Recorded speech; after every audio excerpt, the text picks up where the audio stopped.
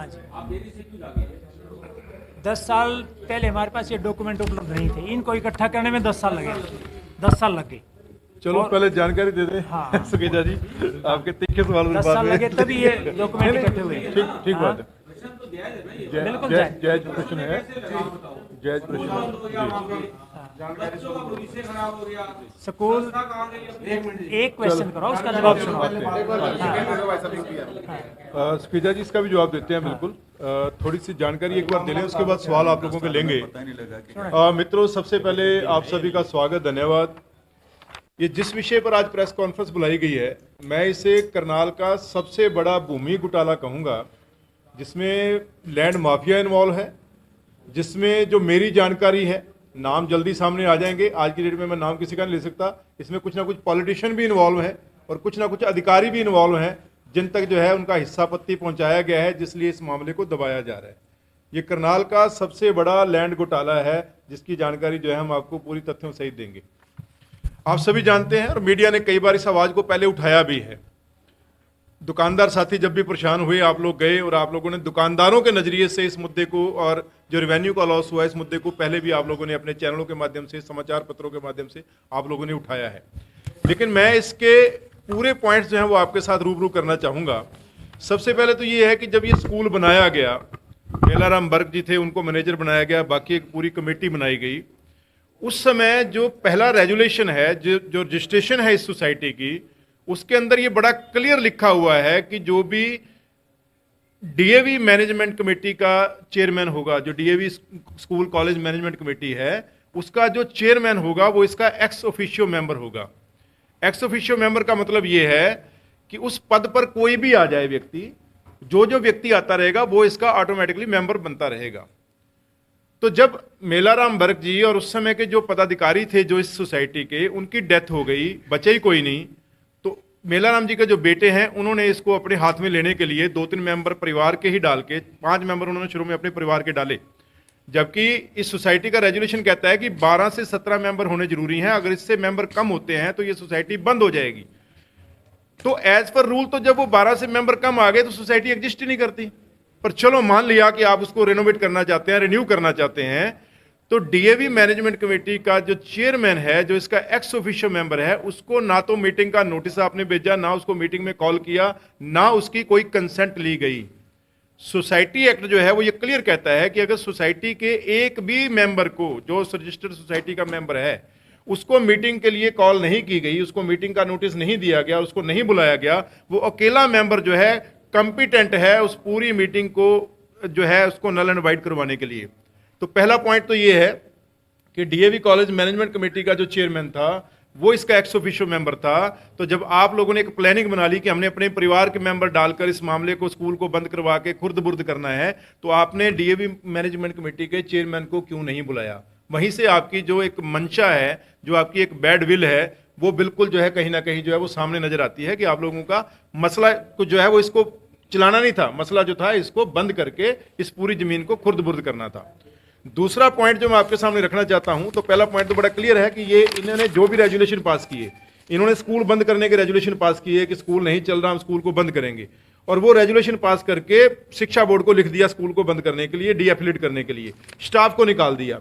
तो जो committee as per society act empowered ही नहीं है ये करने के लिए, उसको पावर ही नहीं है कि वो ये करे, तो उसके जितने भी फैसले लिए गए हैं वो ऑटोमेटिकली नल एंड वाइड हो जाते हैं।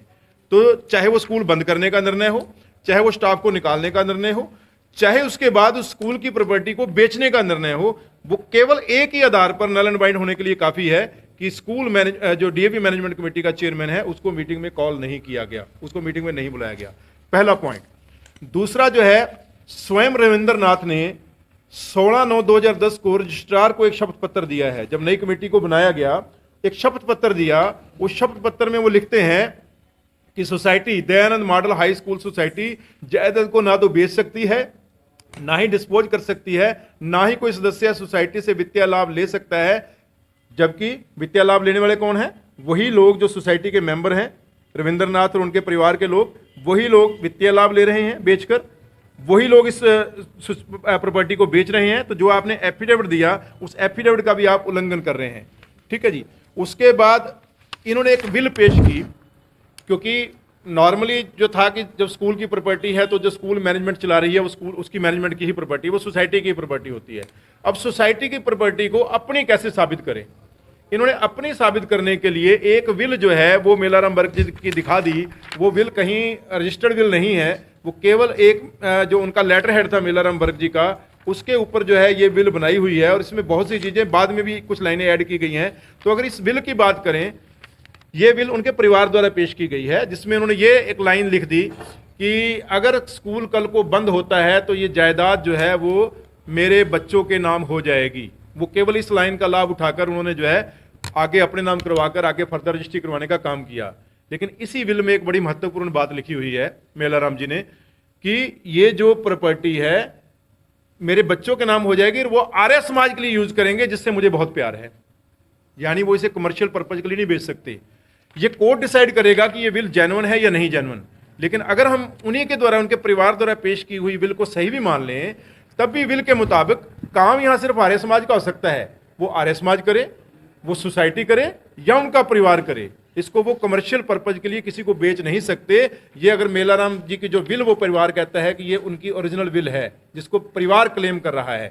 मेरा यहां पर यह मानना है कि जब शुरू में ही दरखास्त दी गई थी, इस विल की ऑथेंटिसिटी की जांच प्रॉपर तरीके से होनी चाहिए थी। आजकल साइंटिफिक बहुत से तरीके आ गए हैं जिससे ये पता चल जाता है कि जो शाही ऊपर यूज की गई है वही नीचे यूज की गई है, क्योंकि कुछ लाइनें हमें डाउट है कि इसमें से बाद में ऐड की गई हैं जिसमें रविंद्रनाथ जी को कुछ अधिकार दिए गए हैं, तो वो हमें अलग लग रही है, डिफरेंस लग रही है, वो जिस स्पेस पर है वहां पर नहीं होनी चाहिए थी।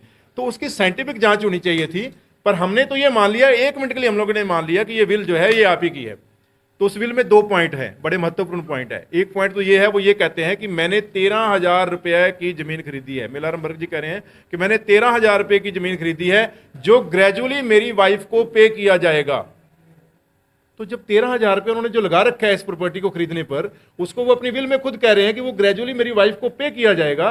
तो जब वो वाइफ को पे कर दिया गया तो आपकी स्वामित्व कहां से रह गया? आप इस प्रॉपर्टी के मालिक कैसे रह गए?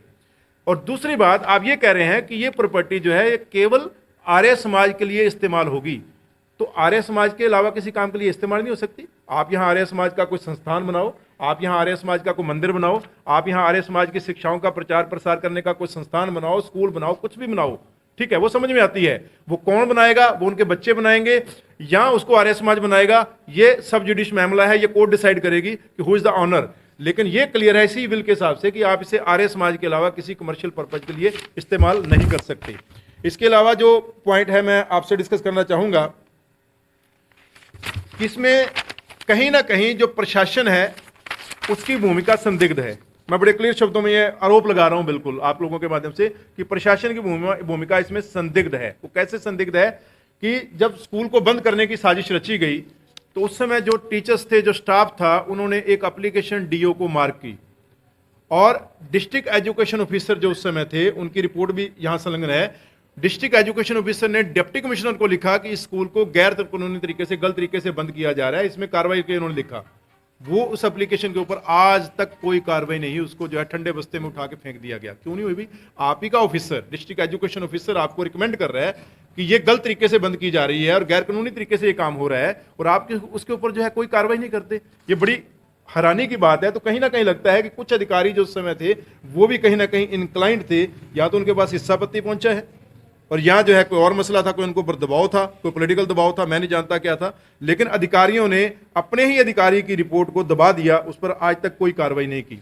तीसरी बात, अगर इस जमीन की, आप लोग सारे शहर में जानते हैं, इस जमीन की जो वैल्यू है लगाई जाए, अगर नॉर्मल वैल्यू लगाएं तो यहाँ 2 लाख से लेकर 3 लाख रुपया पर गज है, और अगर कमर्शियल वैल्यू लगाएं तो कम से कम 4 लाख रुपया। अगर यहाँ दुकानें काटी जाए, कमर्शियल प्रोजेक्ट बनाया जाए तो यहाँ कम से कम 4 लाख रुपया गज की ये जमीन है।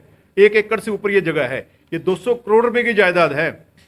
200 करोड़ की जायदाद को आप कितने में रजिस्ट्री कर रहे हो, बेच रहे हो? 2 करोड़ 40 लाख रुपए में।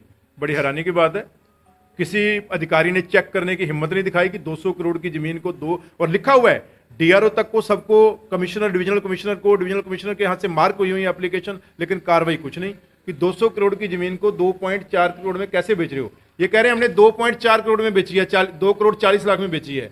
मैं इस शहर का नागरिक होने के नाते मैं आपको 5 करोड़ की ऑफर देता हूं, कोर्ट जो फैसला करेगा करता रहेगा। मैं 5 करोड़ की इस जमीन को सामाजिक संस्थाओं के लिए खरीदता हूं, हम सारी सामाजिक संस्थाएं मिलकर आपको 5 करोड़ देने को तैयार हैं। आप इसके स्वामी हैं या नहीं हैं, हम आपको 5 करोड़ देने को तैयार हैं। आप 5 करोड़ लीजिए और साइड पे हो जाइए, लिख दीजिए कि ठीक है हम ये जमीन सारी सामाजिक संस्थाओं को दान करते हैं, हम लोगों से दान इकट्ठा करके आपको दे देंगे। तो ये कितनी बड़ी हैरानी की बात है कि 200 करोड़ की जमीन को सरकार को भी चूना लगाया जा रहा है। इतनी बड़ी जो रजिस्ट्री कर दी गई 200 करोड़ की जमीन की, 2 करोड़ 40 लाख के अंदर उसका रेवेन्यू जो लॉस हो रहा है, उसका भी रेवेन्यू प्रॉपर नहीं भरा गया, उसके ऊपर कोई जांच नहीं हो रही, किसी प्रकार की कोई इंक्वायरी मार्क नहीं हो रही, जबकि इसमें FIR लॉन्च होनी चाहिए। इसके अलावा मित्रों जो पॉइंट हमने इसमें लिया कि इसकी जो दोबारा इंक्वायरी है वो ADC करनाल ने की। ADC करनाल की रिपोर्ट की कॉपी हमारे पास है।